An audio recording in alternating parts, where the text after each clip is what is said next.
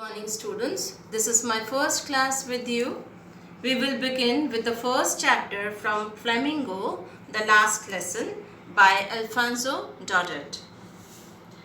Now this is the story about a boy named Franz who was late for school and was hurrying towards the school.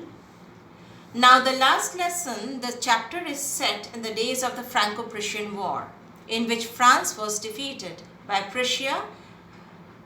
Prussia was then consisting of what now are the nations of Germany, Poland and parts of Austria.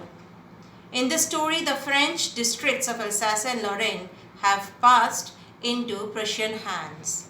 The story deals with the theme of language imposition and language loyalty. The story highlights the pain that is inflicted on the people of a territory by its conquerors by taking away their right to study or speak their own language. Now I was telling you about little Franz who was going to school and was a bit late for it and was hurrying towards the school. Now when he was going to school, in the midway he saw some people crowded in front of the bulletin board. Now as all the news, bad news were coming from that bulletin board, they were coming to know about the various progresses of the war. So he saw the people in front of the bulletin board and he was thinking that what could be the reason now for their crowding over there. But when he was not having time to wait, and as he was hurrying towards, he made his pace faster. He found Washer the blacksmith calling him and saying that not to hurry as there is enough time for him to reach school. Franz thought that he is making fun of him as he is already late for the school, so he did not pay heed to him and made his pace faster. When he reached the school, he found the school like the Sundays, where it was very calm and quiet. There wasn't any noise coming from any side. Usually the scenario of the school, as we see, that there is a lot of hustle and bustle, the wrapping of the iron ruler on the table, the children telling their lessons in chorus, or the teacher explaining the chapter. But here this time he heard nothing. It was all silent like the Sundays.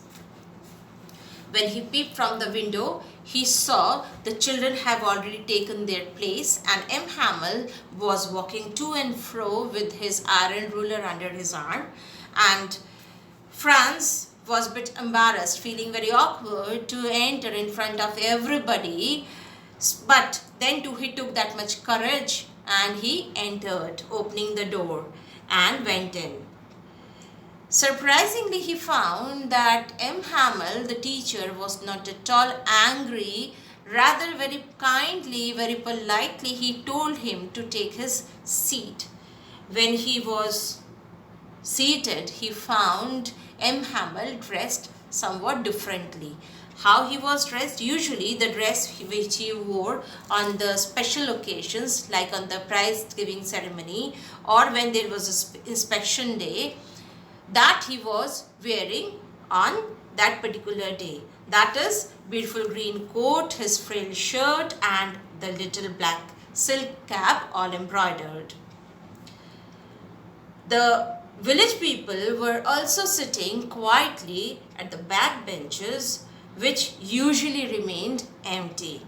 So all the people seemed to be very sad, and old Hauser, he brought his old primer also, that is the book for the beginners.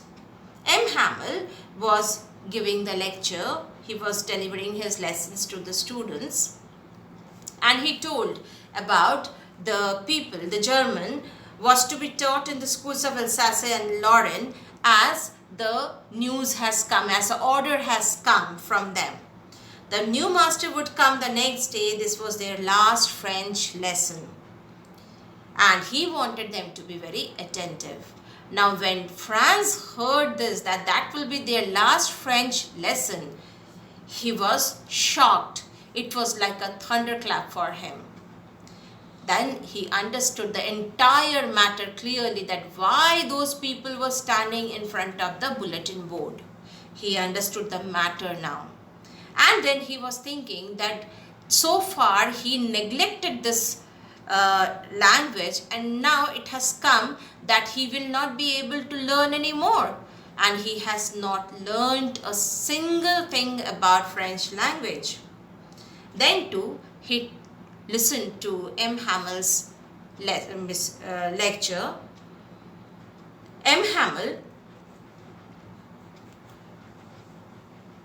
felt very sorry that he could not teach his students properly. As always, he was also trying to find out some reasons for giving holiday to the children so that he can enjoy the day by going for fishing, or he asked the children to water his plants. He even blamed the parents also when they sent their children to farms or to mills for extra earning. Now M. Hamel was going away, which made the little boy bit sad, and he forgot everything about his ruler and how cranky he was. Now Franz understood why M. Hamel had put on that day fine Sunday clothes, and why the old men of the village had come there and are sitting at the back benches. They had come to thank the master for his 40 years of faithful service and to show their respect to their country that was theirs no more.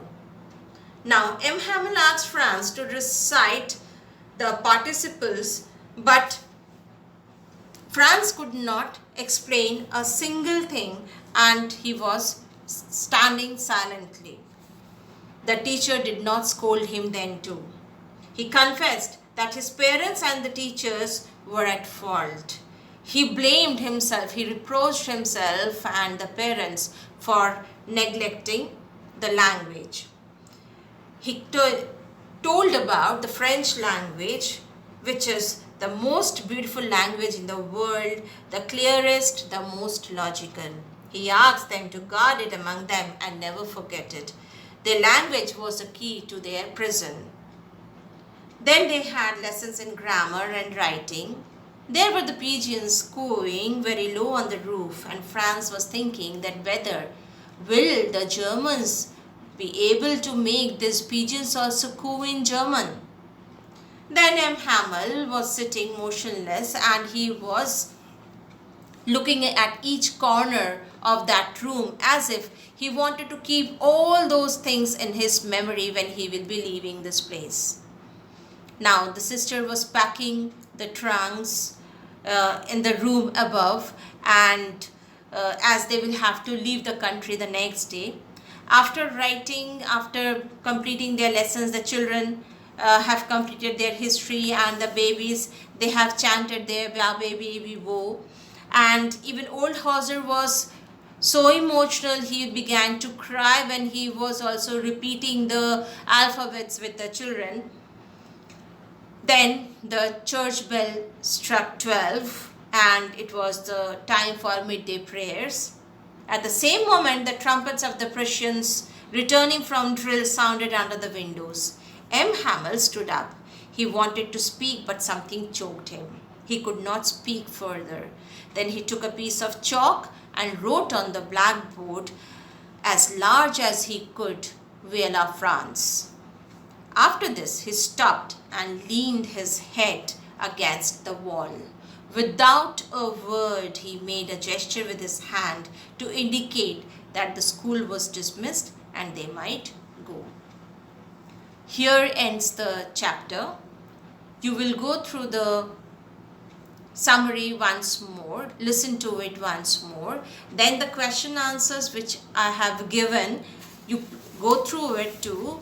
write them down in your copy, and it is followed by the assignments which are given again to you. You will complete these assignments and get prepared for the next class. Have a good day. Thank you.